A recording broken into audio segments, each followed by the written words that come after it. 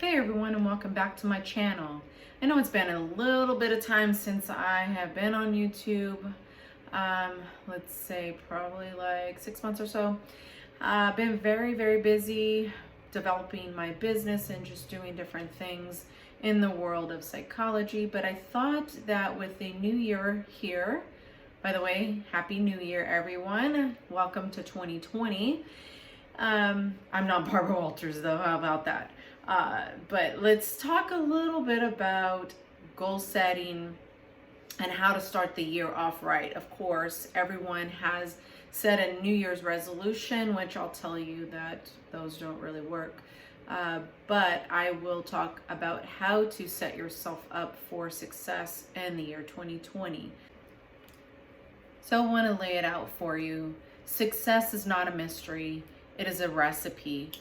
So there are books out there, entrepreneur books, self-help books. There are all kinds of ways that we can figure out how to become success in our own right. However, there are a lot of things that aren't identified within those recipes that I found have been like that missing ingredient, and for many people have gotten in the way of their own success. So if it were true that by reading a book would equate to your own success, then mind you, everyone would probably be reading that book. However, there are a lot of things that you have to put into play before that book becomes your own success. So there are going to be 3 things that I'm going to identify. There's the 3. Identify what is success for you. So that may be easy for you to do. It may be more complex. Then I'm going to address mapping out how to get to that success. So this is going to be the steps in which you take in order to create that success. The last thing that I believe is that missing ingredient in many success stories is addressing fear. So being an entrepreneur and being a successful entrepreneur, if you've talked to anyone that has started their own business or have become successful in some measure, they are going to tell you that they have in some way, shape, or form ignored the fear that has went alongside them making this large leap. So let's rewind a little bit, and I want to start back at that first step. So for you, identifying success, make an avatar of yourself and identify what that avatar looks like when they are successful. So is this a business person? Is this a person that has a 401k and can retire at the age of 55? Is this a person that provides public service? Is this a person that has some sort of fame or is on television, is a model? What is that avatar of a person? What is your belief in defining your own success? So without that piece of the puzzle, you're kind of working towards something that you'll never find because you don't actually know what success looks like. That's why many people read these self-help books, because they want to mimic what someone else has done. Well, that's great to do, but we are all individuals. And so taking some of their formula and adopting that to yourself with a little bit of a mixture of something else is going to be your secret of success. So you can't really take any of these self-help books or any sort of programs that are offered online or anything like that that says, entrepreneur success story, start now type of thing. That works to an extent, but you have to add in your own personality, your own desires, your own belief systems into that formula. So that's first and foremost what you need to do, is identify what success looks like in your life. So then once you have that laid out, the second part is mapping it out. So figuring out for yourself, what are the behaviors and the actions that I have to take to have this become a success? So do I need to start a YouTube channel? Do I need to purchase a building? Do I need to get a business loan? Do I need to set up a corporation? Do I need to get a tax ID?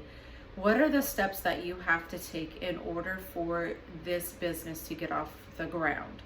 First off, probably would be a business plan, talking to a business organizer that is going to help you lay out what this business plan is for you and how it's going to work.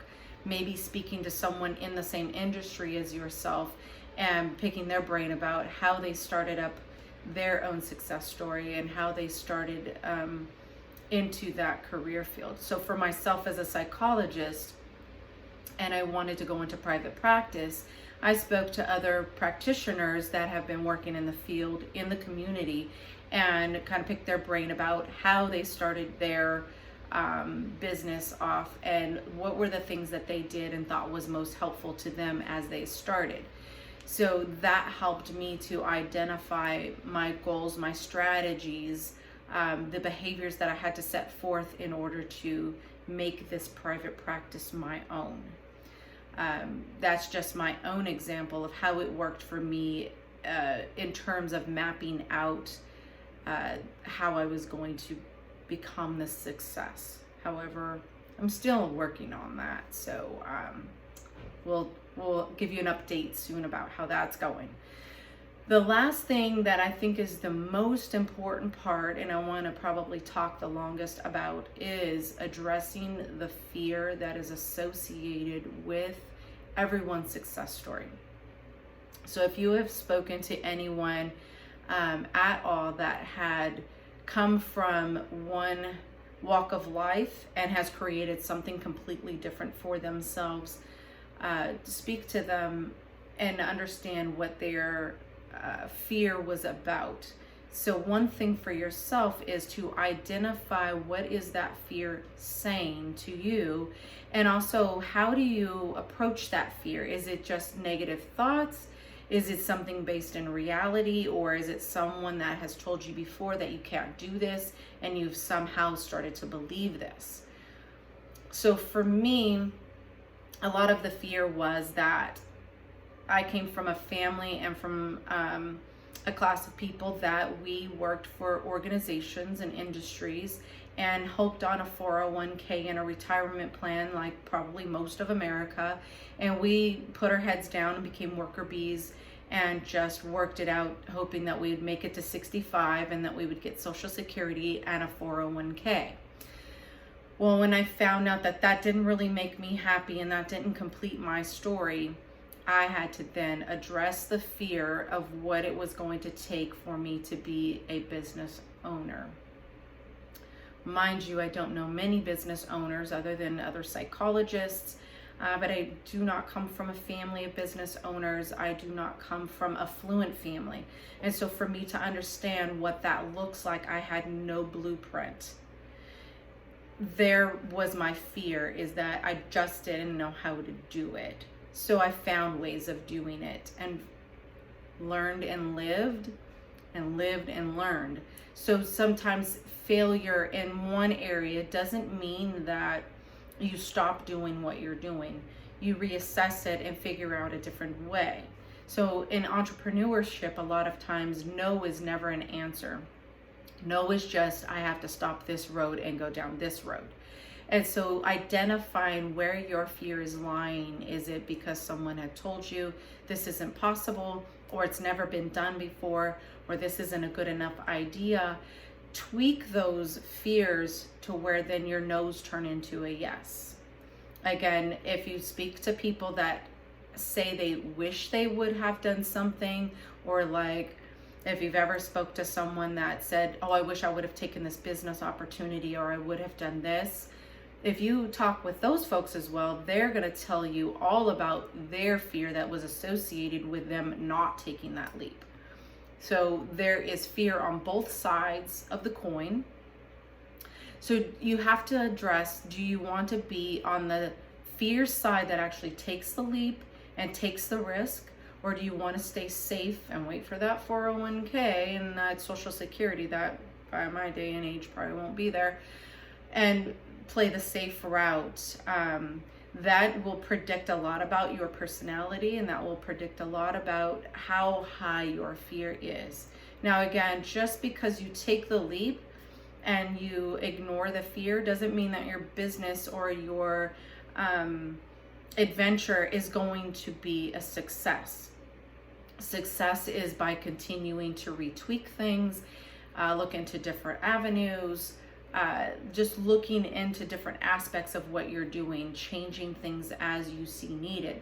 So when I started private practice, I am not doing the same thing that I did when I first started. I've changed things. I'm not a solo practitioner any longer. I've started a group practice, and so I have other clinicians also working for me, because I saw what I was able to do and thought that it was better to do it in a larger scale. Not everyone wants to do that. Not everyone has the ability to reduce the fear enough to jump out and do that. Again, that doesn't mean just because I was able to start a group practice that it will be a success. However, I'm willing to work with that fear about it, retweak it, get in contact with people that are like-minded, and work with other folks that we can all lead with each other and help each other. So again, the fear is always going to be there with you, no matter what you jump into. However, your ability to tolerate that fear and continue to push forward is going to be your success story. And so then, leading it all the way back to where we started, buying that self-help book, creating a calendar for the year, getting a planner, joining the gym, all of these New Year's resolutions that people create in January and oftentimes fail in February is not the answer. So a New Year's resolution, I don't believe, is the answer. Addressing those three things is what I believe will help you be successful in anything you do. So no matter if it's within business or if you're just looking at goal setting for the year of getting healthier, learning new practices and behaviors, that is where you're going to find your success, is identifying what that success is, mapping out the behaviors that is going to take you to that success, and then identifying and challenging the fear that has held you back in many situations, and then learn how to tolerate that fear and continue to push forward. So I hope this was very informative for you. If you enjoyed this content, I hope to bring some more of this information during the year. So please like, comment, and subscribe, and I will be back with you guys soon. Thanks, and have a great day.